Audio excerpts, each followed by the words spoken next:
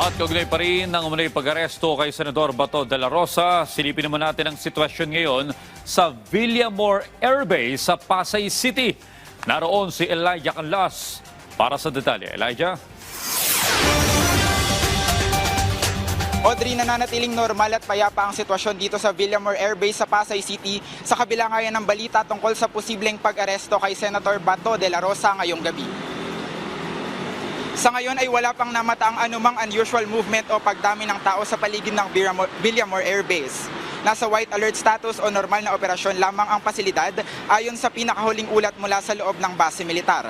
Dahil dito ay pinabulaanan ang mga spekulasyon sa social media na may nakastandby na eroplano para sa paglipat sa nasabing opisyal.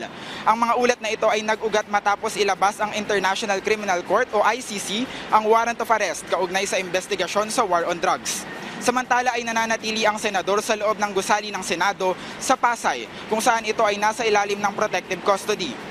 Ang mga larawan ng mga eroplano na kumakalat online ay sinasabing mula pa sa mga lumang operasyon at hindi sa kasalukuyang sitwasyon.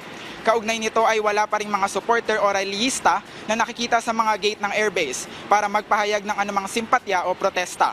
Hinimok ang publiko na maging mapanuri sa mga balitang mababasa sa internet upang maiwasan ang paglala ng tensyon. Para sa seguridad ng lahat ay patuloy na nagsasagawa ng routine patrol ang mga security force sa loob at labas ng compound. At Audrey, sa kasalukuyan nga ay wala pang opisyal na kumpirmasyon kung kailan o paano isisilbi ang nasabing warrant sa nasabing otoridad. At hinihintay din natin na nanatili tayo ditong nakabantay sa labas ng Villamor Air Base para nga sa mga pagbabago at sitwasyon na magaganap ngayong gabi. Audrey. Maraming salamat, Elijah Canlas.